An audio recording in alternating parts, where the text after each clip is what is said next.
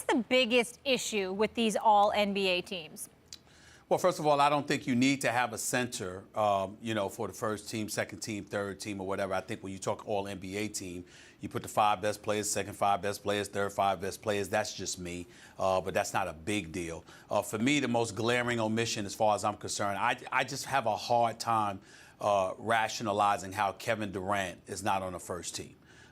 This dude is one of the top 3 players in the world. His offensive efficiency cannot be denied. He's an individual that essentially, averages 27 in his sleep.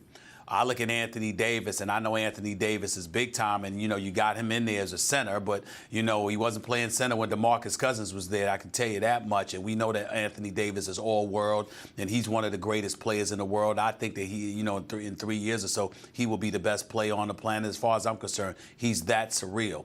But I just have a hard time looking at a first team in a National Basketball Association and not seeing Kevin Durant's name on there. That's a big issue with me.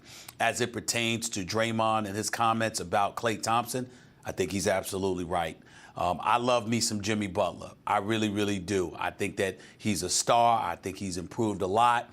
I'm very, very fond of him, his game, him as a person, the whole nine. But the Chicago Bulls were not the team that the Golden State Warriors are. And the Golden State Warriors are the team that they are in part because of the excellence of Klay Thompson. Yes, this year they won 67 games, Max, but they won 73 last year. They won 67 the year before that. They did not have Kevin Durant on that team, but they did have the Splash Brothers. And as great as we know Steph Curry is and worthy of being a 2-time league MVP, there is no denying that this is the greatest shooting backcourt in the history of basketball because Klay Thompson is that much of a sniper. How in God's name he could be left of all NBA team on 3 levels, first, second, and third team, is beyond me. I think that's unconscionable, and I think it sends the wrong message because you're not prioritizing winning and you're not prioritizing success when you leave him off an all NBA third team. Somebody is smoking something. Something ain't right. Klay Thompson belongs on the third team. No question in my mind. Well, I don't know. There is a question in my mind. I think maybe you can get him on the third team, but maybe not. You got to talk about who you're going to, leave off of the list. And you got so close, Stephen A., to pinpointing, I wouldn't say Butler. I would say DeRozan. I would say, there are others. Who else? DeAndre Jordan.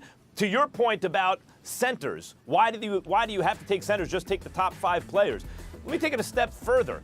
When you have irrational rules, you get silly results. This is just a stupid list, the first, second, and third team. It's stupid because the premise is stupid. Not just with centers, Stephen A., but this slavish devotion to calling guards guards and forwards forwards. This is an easy remedy for the first team. I have it in front of me. Look. You want to get Durant on the first team, I'll tell you exactly who you leave off, and you can even keep. You say, well, you need one big, one post player, whatever it may be. It's James Harden who gets left off the first team, and Kawhi Leonard gets moved to the 2 guard. You just make Kawhi, call him a guard. He can play 2 guard. What's the difference between a small forward and a shooting guard anyway in the modern NBA? There's not always a huge difference, and there never really has been. It's sort of what you labeled them, who they play on defense, how many Max, shots are they taking from the outside. Max, Yep. I lost you for a Can you hear me second. now? I just want to double check. Did you say on national television that James Harden shouldn't be on the team? Off the first team. Sure, I'll tell you why. Anthony Davis, by the way, may already be the second best player in the game.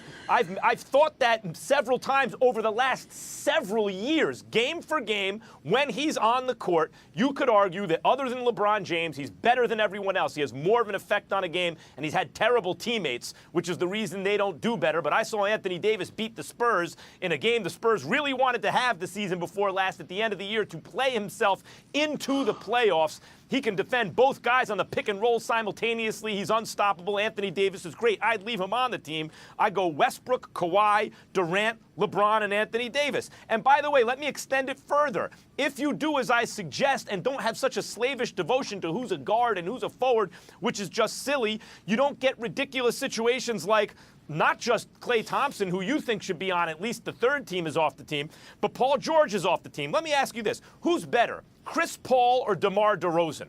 Who's a better basketball player? Chris Paul is better than DeMar DeRozan. He's more valuable. No one's going to take DeMar DeRozan over Chris Paul. Who's better? Who'd you rather have on your team, Paul George or DeAndre Jordan? The answer is Paul George. Clearly, Paul George is better than DeAndre Jordan. There's no reason to force DeMar DeRozan and DeAndre Jordan onto a top 3 All-NBA team simply because you have to figure out how to slot guys at guard and forward. It shouldn't work that way, but it does. You do it my way, and you get the correct results. You get the best players in the game on the first, second, and third teams.